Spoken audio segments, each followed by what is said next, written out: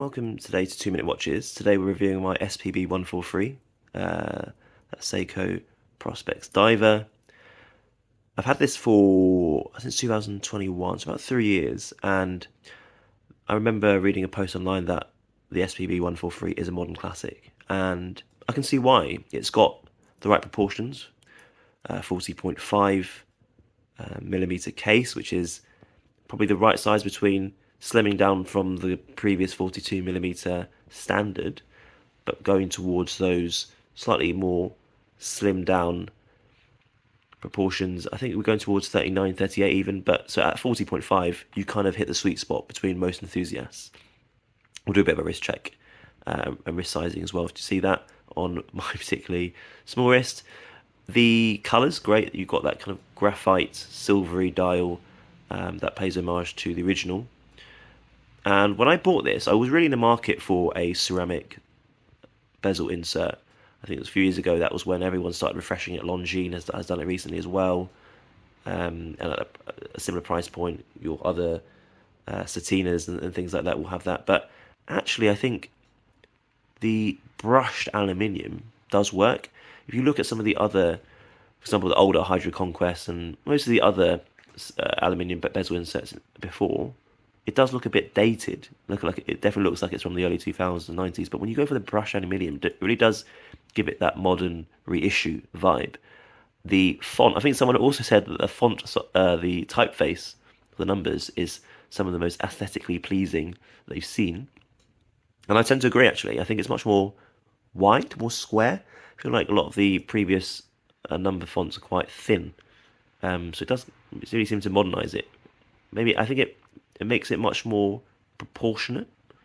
But either way, it's a slightly darker shade of grey, almost like graphite to the light grey sunburst in the middle. So it's a very nice contrast. You've got baton indices as well, which again pays homage to the original, but also makes it a bit more dressy than I guess the round indices. So it really makes it very versatile, which also helps. What else I have to say? This is a version with the 3 o'clock date. I know some people don't like. Sorry, not 3 o'clock date. Sorry, the loom pip on the 3 o'clock, which is to conform to the ISO standards. So I guess it wasn't ISO compliant before. Some people are bothered by it. Doesn't really bother me particularly, but I know for some people that is an issue. No signed crown, which is a bit annoying.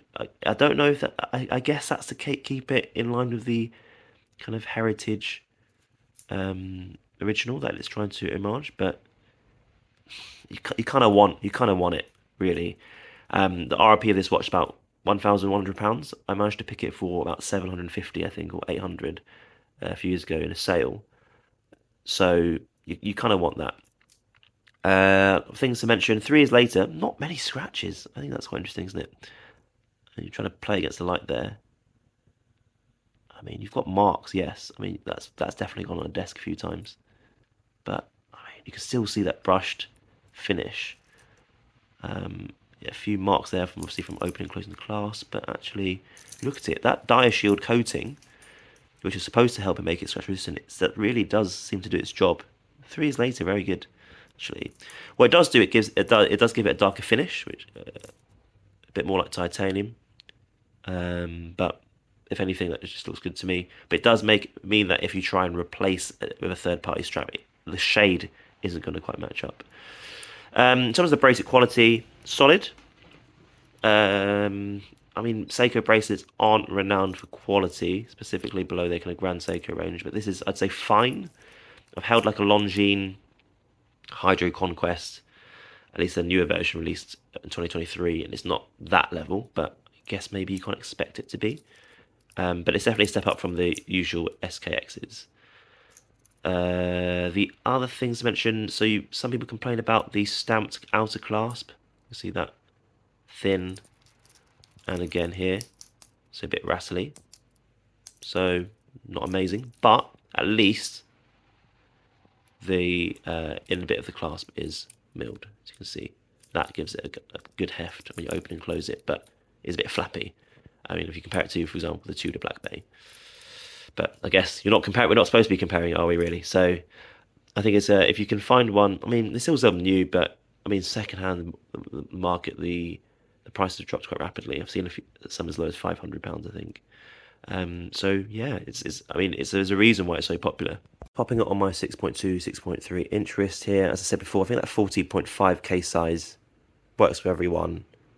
Some, I think it might hang a little bit. I think it's 48mm lug to lug, but it's not too bad.